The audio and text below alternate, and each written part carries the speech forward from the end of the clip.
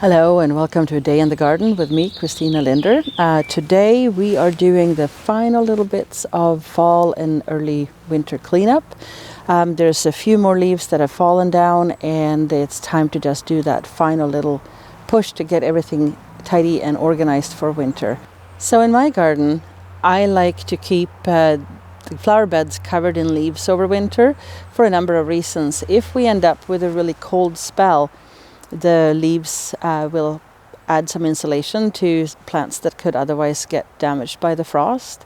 And also, all these leaves and the mulch breaks down in the flower bed and adds nutrients come spring and early summer.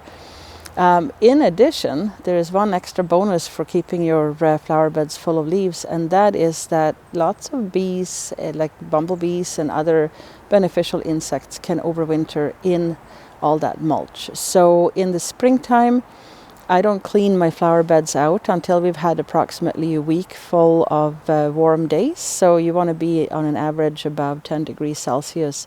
And when you've had that week, then finally all the bumblebees will have woken up and gone about their bumblebee business for the summer. So what we're going to do now is just do a little bit of cutting back of a few grasses and perennials. I do tend to leave a lot of things standing if there are seeds available that the birds and other insects can eat. After we've done this, I'm just going to rake all of the leaves that remain on the lawn now into the flower bed, and then we're good. So one of the things that I love in my garden is Hakanakloa, or Japanese forest grass. And as you can see now, it's died down and it's all gone yellow.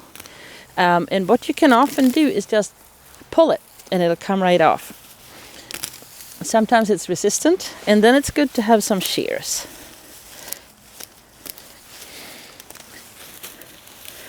And I don't do this too early because I quite enjoy this color. Isn't that quite beautiful?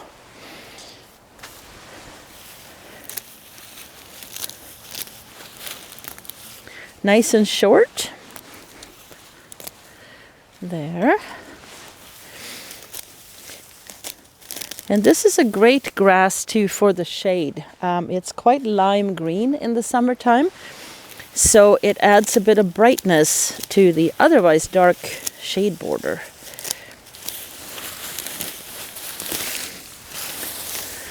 Like that.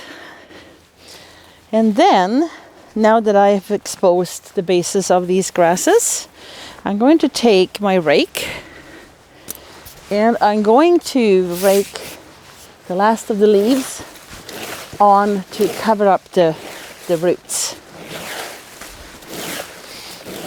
And this extra layer of insulation will help in case we get a real cold snap in the winter. There's a few things you can do in the garden if you are expecting the weather to get really cold. And if we happen to have snow when the cold hits, that's great because the snow offers some insulation as well. But leaf mulch is great.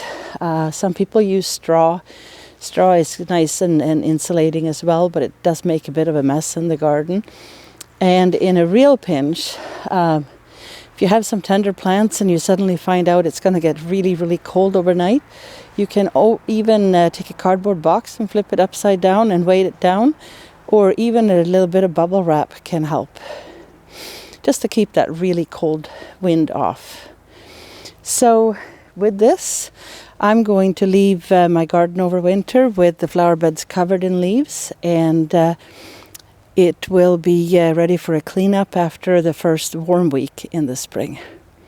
Thank you so much for watching. I'm Christina Linder, and thank you for spending a day in the garden with me.